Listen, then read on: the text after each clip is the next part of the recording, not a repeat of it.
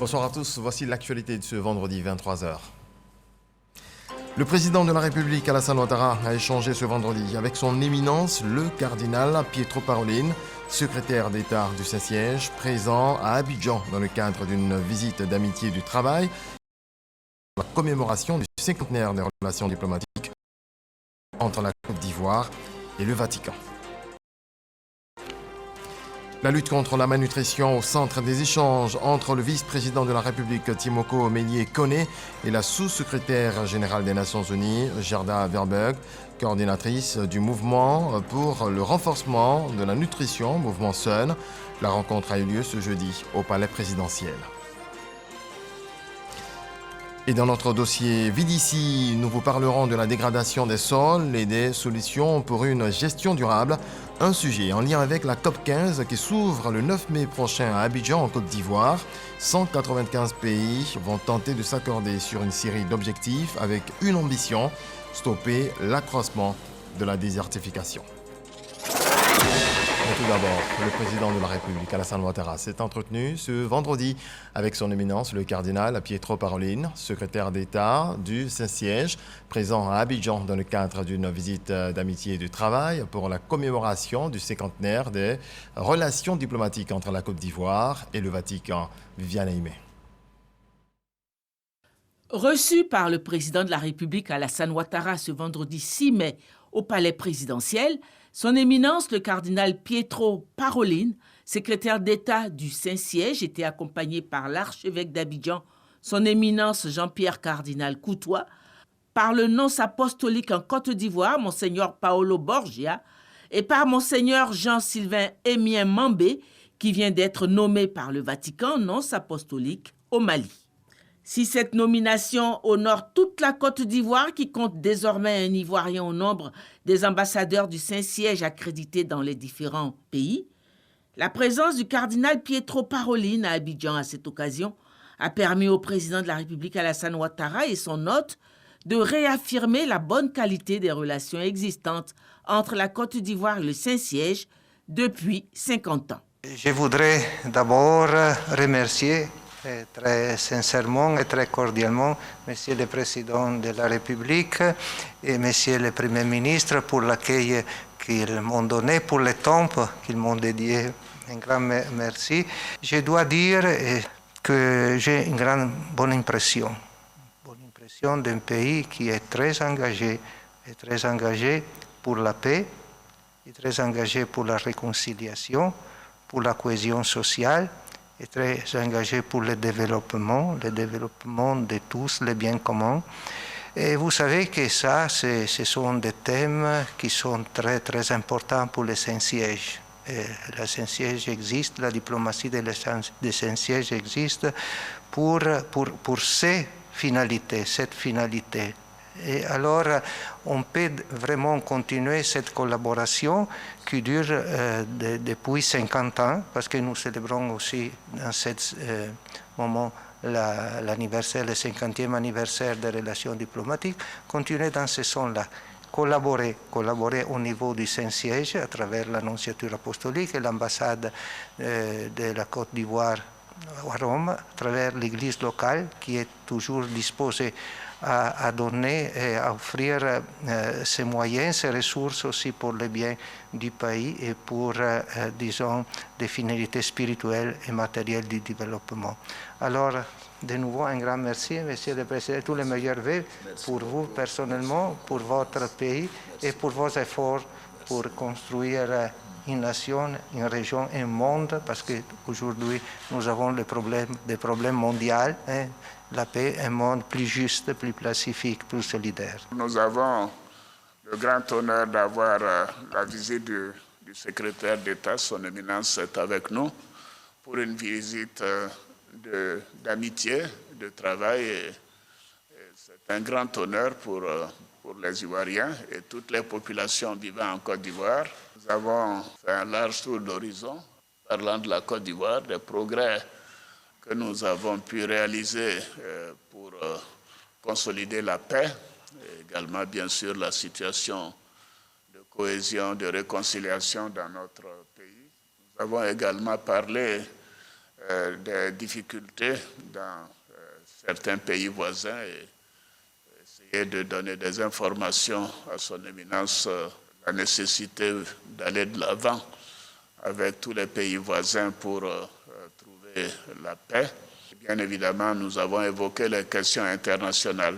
C'est depuis le 26 octobre 1970 que la Côte d'Ivoire et le Saint-Siège entretiennent des relations diplomatiques marquées par les visites successives des présidents Houphouët-Boigny, Henri Konan Bédié et Alassane Ouattara au Vatican. Pour rappel, c'est le 16 novembre 2012 que le président de la République Alassane Ouattara était reçu par le pape Benoît XVI.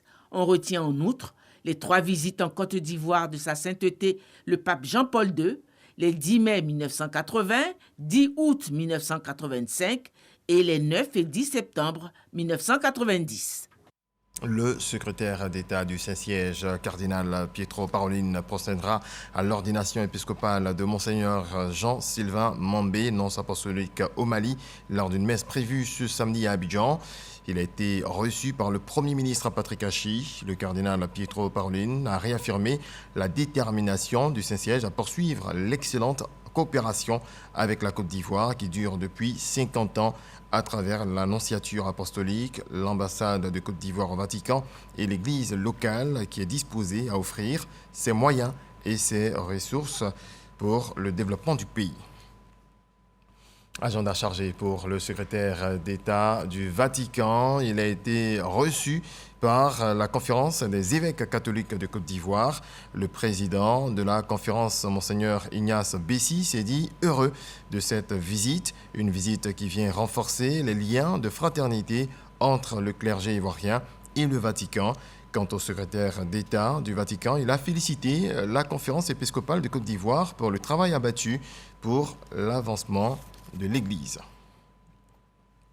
Autre volet de l'actualité, le vice-président de la République, Timoko Mélié Koné, s'est entretenu ce jeudi avec la sous-secrétaire générale des Nations Unies, Gerda Verberg, coordonnatrice du mouvement pour le renforcement de la nutrition, mouvement SUN, le rôle leader de la Côte d'Ivoire dans la lutte contre la malnutrition et l'engagement du gouvernement ivoirien en faveur de la nutrition et dans la lutte contre la hausse des prix des denrées alimentaires ont été au centre de l'entretien. Jérôme Kofi-Aboula. Les échanges entre le vice-président de la République, Timoko Mélié Koné, par ailleurs président du Conseil national pour la nutrition, l'alimentation et la petite enfance, et son hôte se sont déroulés dans le nouveau bureau du palais présidentiel, au plateau. La rencontre d'environ 3 quarts d'heure leur a permis d'aborder les problèmes liés à la nutrition. À cet effet, la coordonnatrice mondiale du mouvement SAN a indiqué être rassurée quant à la politique menée par la Côte d'Ivoire pour éradiquer le phénomène de la malnutrition. La Côte d'Ivoire veut être un pays leader, non seulement dans la lutte, quand il s'agit de la lutte pour la nutrition, non pas pour remplir le ventre, mais il faut aussi nourrir le corps et permettre à l'alimentation de développer les sens cognitifs. Et donc, le vice-président a encore une fois réitéré son engagement et l'engagement du gouvernement dans son entièreté, dans cet engagement à mener à bien la bonne qualité de nutrition, surtout face à cette situation où on note une augmentation des prix. Et donc, l'engagement du gouvernement dans son entièreté, appuyé par le vice-président, est un engagement fort lorsqu'il s'agit de réduire l'impact et les effets de l'augmentation des prix. Il faut justement les réduire, il faut justement réduire les effets et tout cela pour le bonheur de la population. Une fois de plus, la coordonnatrice mondiale du mouvement SAN s'est dite heureuse de se retrouver en Côte d'Ivoire et rencontrer les autorités ivoiriennes. À noter que c'est la 4e fois qu'elle visite le territoire ivoirien. La Côte d'Ivoire, très impliquée dans la lutte contre la malnutrition, le réseau des organisations de jeunesse pour la nutrition, l'alimentation et le développement durable a vu le jour. Il a été installé par le vice-président de la République, Timoko Mélié Koné, dans les locaux de la primature. On reste avec Jérôme Kofi-Aboula. Un réseau pour la lutte contre la malnutrition. L'initiative vient des jeunesses de Côte d'Ivoire, d'où le nom Réseau des organisations de jeunesse pour la nutrition, l'alimentation et le développement durable de Côte d'Ivoire.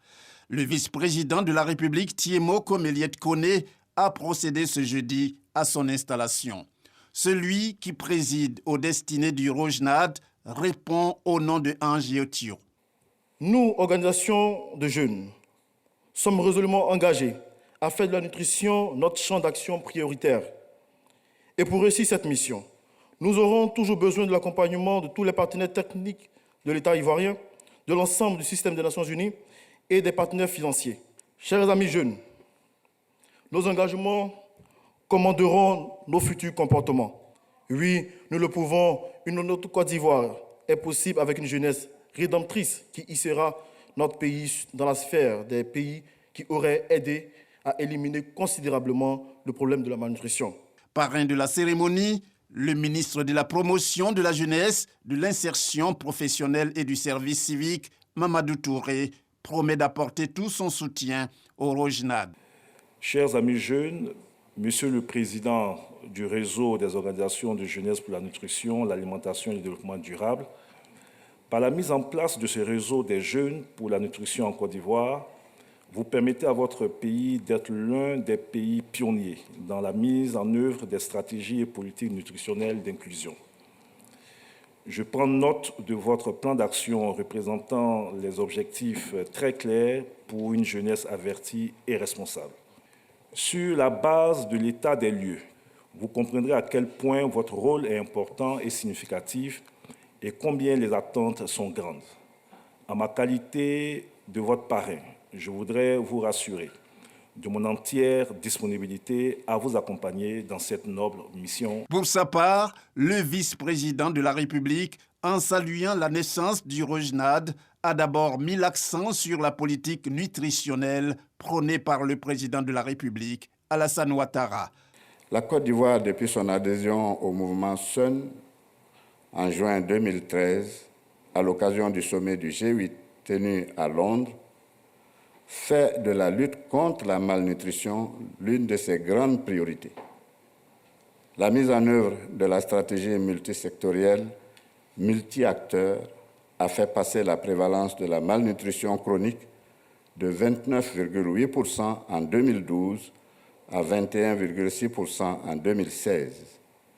Nous sommes en attente des résultats de 2020-2021 qui devraient continuer cette amélioration. En sa qualité d'émissaire de haut niveau pour le dit mouvement et championne pour le suivi de la mise en œuvre de l'agenda 2063, la Côte d'Ivoire en fait également l'une des priorités au niveau continental et régional et centrafricain. L'engagement à ces trois niveaux du président de la République, Son Excellence M. Alassane Ouattara, s'est traduit notamment par la mise en place d'un Conseil national pour la nutrition, l'alimentation, le développement de la petite enfance, CONAPE, mais aussi de la création en partenariat avec le Programme alimentaire mondial du premier centre d'excellence régional contre la faim et la malnutrition, CERFAM, en Afrique de l'Ouest et du Centre. Thiemo Komeliet Kone a ensuite félicité le ROJNAD et l'a encouragé à s'engager pleinement pour la promotion d'une bonne nutrition. La cérémonie de ce jour, s'inscrivant dans les enjeux globaux portés par la nouvelle stratégie SUN 3.0 2021-2025, voit naître le plus jeune des réseaux, le réseau des organisations de jeunesse pour la nutrition, l'alimentation et le développement durable de Côte d'Ivoire. Monsieur le Président du réseau de la jeunesse, je vous félicite pour votre nomination. Ce jeune réseau vient de vous être confié. Il est bien né, dans un bon état nutritionnel. Je vous invite à le faire croître pour le bien-être de la jeunesse débarrasser du fardeau de la malnutrition. Comme le vice-président, ainsi que le ministre de la Promotion de la Jeunesse, la coordonnatrice mondiale du mouvement SAN, connue pour son combat contre la malnutrition, le point focal du mouvement SAN Côte d'Ivoire et surtout le tout jeune premier vice-président du Parlement des jeunes se sont dit heureux pour la création du réseau des organisations de jeunesse pour la nutrition, l'alimentation et le développement durable. Pour eux, le ROJNAD constitue un atout majeur en matière de lutte contre la malnutrition, tant sur le plan national, continental qu'international. Séance de travail ce jeudi au Conseil économique, social, environnemental et culturel. Une plénière qui a permis aux commissions permanentes et à la commission ad hoc de présenter le catalogue des thématiques et le projet du plan stratégique de la mandature 2022-2026. On voit cela avec Michel Digré. Après la mise en mission des commissions permanentes et de la commission ad hoc, lors de la séance plénière en avril dernier, le président du CESEC, Eugène Aka Awole, et les conseillers économiques et sociaux, environnementaux et culturels ont passé au peigne fin les thématiques suggérées et ont examiné le projet du plan stratégique de la mandature 2022-2026. Après observation, le projet du plan stratégique de la mandature 2022-2026 est adopté par l'ensemble des conseillers.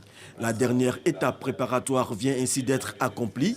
Elle permettra de mettre l'ensemble des conseillers en mission. Aujourd'hui, tous les organes institutionnels sont en place.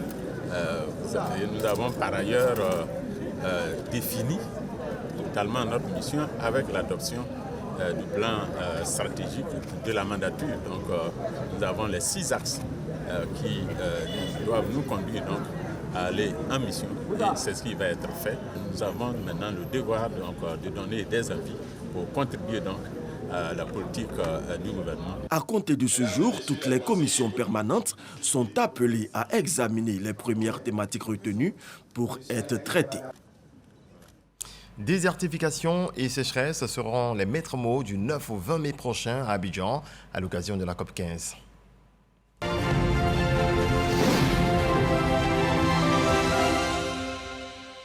Je le disais tantôt, du 9 au 20 mai prochain, tous les regards seront tournés vers la Côte d'Ivoire qui va abriter les travaux de la 15e conférence des parties, COP 15, relative à la lutte contre la désertification et la sécheresse. 2 sujets très importants puisqu'il y a urgence pour le monde, surtout pour notre pays qui a perdu près de 90% de ses forêts en 50 ans. Dégradation des sols, solutions pour une gestion durable, un sujet de Grace Kando et Franck Quadio.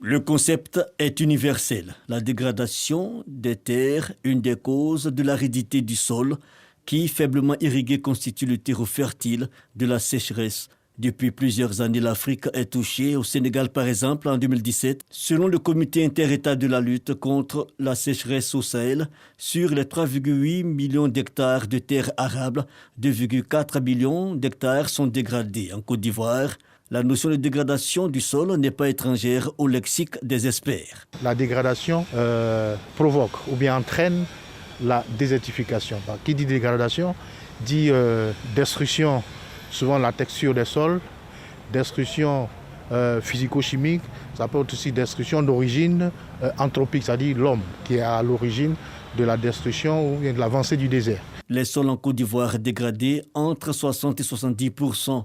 Et les causes sont multiples. Nous avons par exemple nos pratiques agricoles qui sont aujourd'hui dépassées, qui dégradent les terres. Nous avons par exemple l'extraction minière, surtout l'orpaillage clandestin. Donc les facteurs sont légion. L'expansion même des villes entraîne la déforestation et donc la dégradation des terres. Orpaillage, pression démographique ajoutée au dérèglement climatique, il y a beaucoup à faire, surtout dans le secteur agricole. Banlieue d'Abidjan, plusieurs champs de maraîchers exploités à qui mieux. Ici, on tente de faire pousser un peu de tout. Les fertilisants ont droit de cité et sont disponibles au plus offrant. Moi, je vais vendre pour moi vite, pas comme les autres. Ça dépend comment je vais utiliser. Si je vais vendre ça vite. De l'engrais chimique jugé plus efficace pour les plantes, mais pas forcément pour la durabilité du sol. Ces engrais, à la vérité, perturbent la flore microbienne et par extension les eaux, responsables de la fertilité des sols. Il y a cependant une alternative bien connue de ces exploitants. Engrais chimique, quand on ne met pas trop, comme un demi, la plante que vous voyez comme ça, là, on prend comme pour 1000 francs. 1000 francs, on attend ça, 1 kg, 500. Le produit là, c'est coco là. Quel coco? C'est un coco de poulet là. C'est ça, tu mets avec engrais, c'est fini. Tu pompes avec un médicament D10 là, c'est fini. Ça va devenir comme ça. Ça va lever jusqu'à la fin. L'engrais organique fait du compost de déchets organiques tels la bouse de vache ou la crotte de volaille pourrait être un palliatif.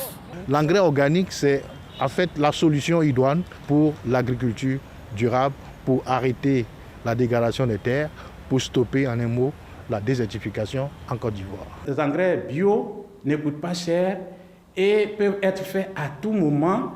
Et aussi, leur avantage, c'est qu'ils n'empoisonnent pas ni le sol, ni les produits que nous consommons. Gérer efficacement le sol, il y a aussi des méthodes efficaces telles le hors-sol. La qualité est plus garantie parce que n'étant pas en contact avec le sol, on n'a pas d'apport d'engrais minéral, on n'a pas de contamination avec les insectes qui sont autour, même les nématodes qui sont souvent dans la terre qu'il faut traiter avec d'autres produits. Nous préconisons la culture au sol pour pouvoir produire nos tomates, nos vivriers, pour compenser un peu les cultures chimiques. La Côte d'Ivoire, en mars 1997, a intégré la Convention des Nations Unies sur la lutte contre la désertification.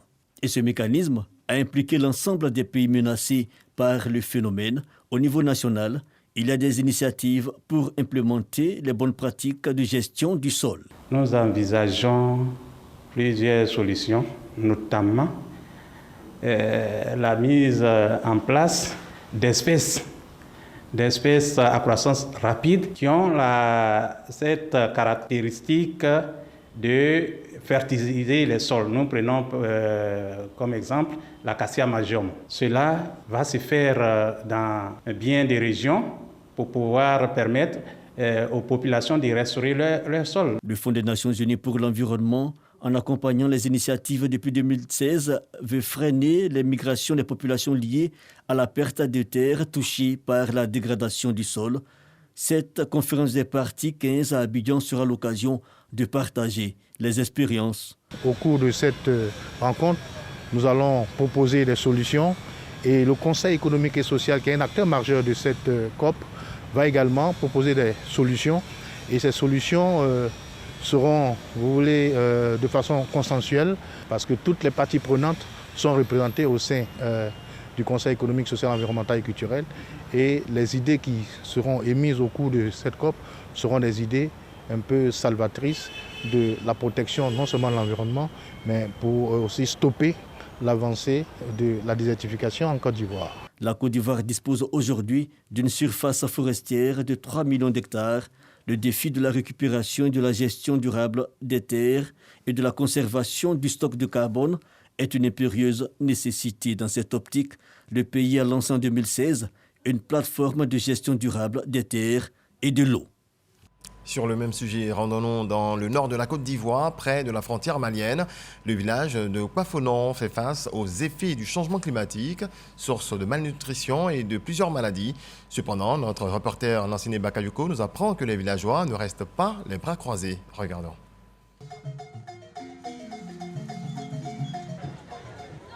En quelques années, Kwafonon, village dans le département de Boundiali, a perdu toute sa verdure. En cause, la hausse fulgurante des températures.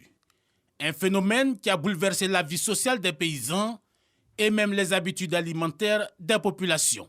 À partir du mois d'août, il y a un flottement jusqu'à la fin des pluies et au-delà. Il y avait toujours de l'anémie, les enfants. Manque de sang. La jeune dame que vous avez vue là, tout ça. En ce moment, elle, à son niveau, Grossesse même, c'était un problème pour elle. Celle enceinte, elle n'arrive même pas pour l'accouchement, c'est un problème. Elle est malnutrie. Parmi les principaux impacts de ce changement climatique, la modification des rendements agricoles. La baisse drastique de la pluviométrie a considérablement appauvri les sols arables. Ici, c'est toujours sec. Il n'y a pas l'eau ici. Mais là-bas, il y avait le puits, mais l'eau de puits, là, c'est fini. Il n'y a pas l'eau encore. Nous, on a besoin de l'eau. Mais grâce à l'appui des bailleurs de fonds, ces femmes réunies en groupement coopératif tentent de faire face à la situation. C'est à partir de ce forage que les agricultrices recueillent de l'eau qui sert à irriguer le potager. Elles nourrissent les maraîchers avec des arrosoirs. Nous sommes dans un milieu où les saisons sèches sont en général beaucoup plus longues, où les femmes, quand elles produisent des cultures maraîchères, elles sont vraiment confrontées à la question de l'eau. Mais à travers la mise en place des forages, des systèmes d'irrigation, les femmes, elles produisent maintenant en contre-saison.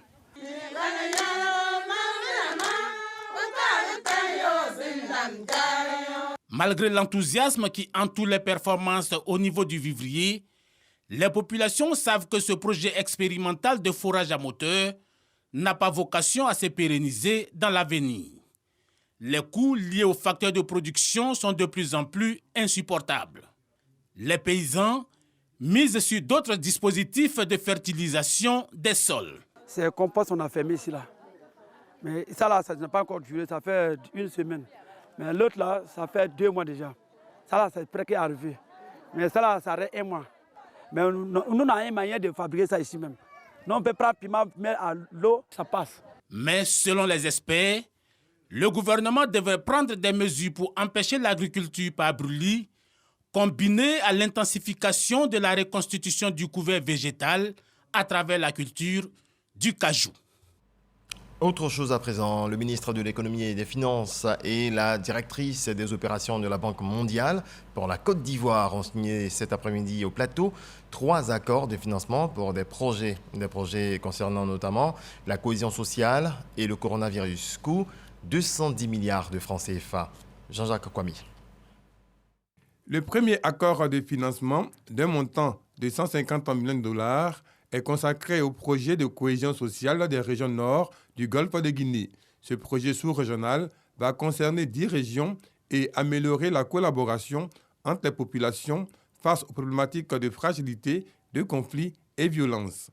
Le second, 110 millions de dollars, est un appui additionnel au projet d'amélioration de la gouvernance pour la délivrance des services de base aux citoyens. Sa période est de 2 ans. Et enfin, le troisième accord, un appui additionnel également, porte sur le projet stratégique de préparation et de riposte à la COVID-19. Il a été approuvé par le conseil d'administration de la Banque mondiale pour un montant de 80 millions de dollars américains. Ce financement additionnel va au-delà. Il vise à renforcer le système de santé de la Côte d'Ivoire pour permettre aux autorités sanitaires de détecter plus vite de futures épidémies. Donc il est important d'être prêt. Il permet aussi d'apporter une riposte appropriée et d'améliorer la capacité du pays à délivrer des vaccins, pas seulement des vaccins Covid, mais tous les vaccins sur toute l'étendue du territoire. Au total, c'est un prêt de 340 millions de dollars, soit 210 milliards de francs CFA que la Banque mondiale met à la disposition de la Côte d'Ivoire à travers ces 3 projets. Le gouvernement s'engage à prendre toutes les dispositions pour l'utilisation efficiente des ressources mises à sa disposition pour la réalisation des 3 projets. Je voudrais une fois de plus saisir cette occasion pour saluer le caractère multisectoriel des interventions de votre institution dans l'accompagnement du gouvernement pour la réalisation des objectifs de développement économique et social de notre pays. En dépit de l'environnement fortement marqué par la crise de la COVID-19 ces 2 dernières années, les signatures des accords de financement de ce vendredi 6 mai 2022 confirment l'excellente collaboration entre la Côte d'Ivoire et la Banque mondiale. Coronavirus, les chiffres de ce vendredi dans quelques instants.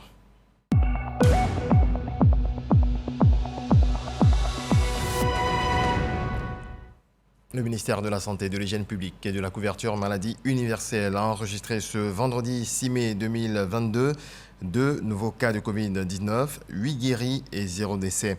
À la date du 6 mai 2022, la Côte d'Ivoire compte donc 81 970 cas confirmés, donc 81 150 personnes guéries, 799 décès et 12 cas actifs. Le 5 mai, 29 066 doses de vaccins ont été administrées. En bref, il y a une image. Les commerçants du grand marché de Yamoussoukro sont dans la joie. Ils viennent de recevoir la somme de 20 millions de francs CFA de la part du Premier ministre Patrick Hachi. C'est une solidarité exprimée par le gouvernement à la suite de l'incendie du 24 avril dernier qui a fait plusieurs dégâts matériels. Le don a été remis par le ministre du Commerce et de l'Industrie et de la promotion des PME, Souleymane Diarasouba. Les élections locales de 2023 relancent le débat du quota de 30% de femmes dans les assemblées élues. ONU Femmes et le NDI, en présence de la CEI et du ministère de la Femme, de la Famille et de l'Enfant, mènent des consultations sur l'arrimage du code électoral avec la loi sur le quota. Une rencontre qui s'est tenue à Yamoussoukro. La promotion des droits politiques des femmes, une réalité constitutionnelle depuis 2016 en Côte d'Ivoire. Pour parfaire les choses, la loi numéro 2019-870 du 14 octobre 2019, en son article 3, institue un quota de 30% de femmes sur la liste des candidats des partis ou groupements politiques lors des élections législatives, sénatoriales, régionales et municipales. L'alternance de sexe devient une exigence. L'élection législative de mars 2021 viendra rappeler à tous que beaucoup reste à faire dans l'application de la loi. Tenez, 33 femmes sur 255 députés, un taux de 12,91%. Le gap est énorme. À l'initiative de ONU Femmes et du NDI, une consultation en vue de l'arrimage de la loi sur le quota avec le code électoral se tient à Yamoussoukro. Présente à l'ouverture des consultations, la ministre de la Femme, de la Famille et de l'Enfant, Nassireba Touré, affiche l'importance des travaux. La question qui nous réunit aujourd'hui est essentielle, car elle porte sur la promotion des droits politiques des femmes dans notre pays.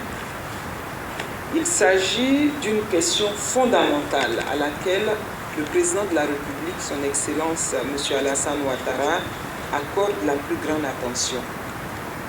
Cet engagement se confirme dans la Constitution du 8 novembre 2016 qui consacre le principe d'égalité des sexes et d'égalité des chances entre les hommes et les femmes.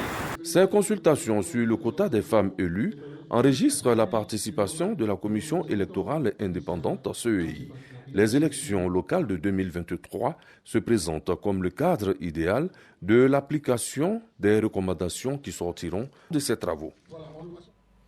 Le ministre de l'Intérieur et de la Sécurité, Vagondo Diomandé, est dans la région du Tonkwi. Fils de la région, Vagondo Diomandé sensibilise ses parents au renforcement de la cohésion sociale et de la solidarité pour une paix durable. Il rassure également les populations sur la bonne santé sécuritaire de la Côte d'Ivoire. Éric Ogoré. Vagondo Diomandé n'est pas le seul à cette rencontre de population du Tonkwi. En venant ici, il a plusieurs casquettes. Ministre, fils de la région et aussi cadre du RHDP. Des élus et cadres du Tonkwi l'accompagnent ainsi que des aînés qui ont pour la plupart occupé de hautes fonctions dans l'administration ivoirienne. Et cela pour donner le bon exemple aux populations. Félix Anoblé, le maire de la ville de San Pedro et cadre du RHDP, est dans la délégation. Nous sommes aussi à Mans, dans le cadre du RHDP, pour venir donc, je dirais, donner le message du président de la République aux militants, donner le message du président du directoire aux militants et passer donc à la révision donc de l'installation de nos structures. La première étape de cette tournée se fait chez le patriarche Gueux Pascal, chef de la communauté Yakuba. Toutes les populations se sont retrouvées pour écouter le message de Vagondo Diomandé. L'ordre du jour appelle à la sérénité. Il demande à ses parents de ne pas se laisser manipuler, mais surtout de faire confiance au président de la République. Il rassure ses parents pour la stabilité du pays. L'heure des mensonges est révolue. Nous sommes à l'heure du concret. Que personne ne vienne vous vendre des illusions. Le président Ouattara est un homme de pardon. Mais le président Ouattara compte sur ceux qui ne le trahiront jamais. Et nous n'allons jamais trahir le président Alassane Ouattara. Que tous les frères qui n'ont pas encore compris ces messages se dépêchent de nous rejoindre. Parce que notre appel, c'est l'appel à l'union, à la solidarité qui va nous rendre forts et qui va rendre fort le Tonkpi tout entier pour le bonheur de nos frères, de nos sœurs, de nos pères et de nos mères. Après Man, Vagodo Diomandé s'est rendu à Biankouman, où il y a eu plusieurs rencontres. Des rencontres avec des hommes, des rencontres avec des femmes et des jeunes. Ces rencontres se sont déroulées pendant la nuit. Et puis on termine en bref et en image. Au Burkina Faso, 7 soldats et 4 supplétifs de l'armée ont été tués ce jeudi dans 2 embuscades tendues par des terroristes dans les régions du nord et du centre-nord, a annoncé l'armée dans un communiqué ce vendredi. Une première embuscade a eu lieu près de la ville de Solé, tuant 2 militaires et 4 VDP, des volontaires pour la défense de la patrie, supplétifs de l'armée. La seconde a pris à partie des éléments de l'unité spéciale d'intervention de la gendarmerie nationale à Wanobé, tuant 5 gendarmes. Voilà, c'est tout pour ce soir. Excellente nuit sous la protection du Très-Haut. Bonsoir.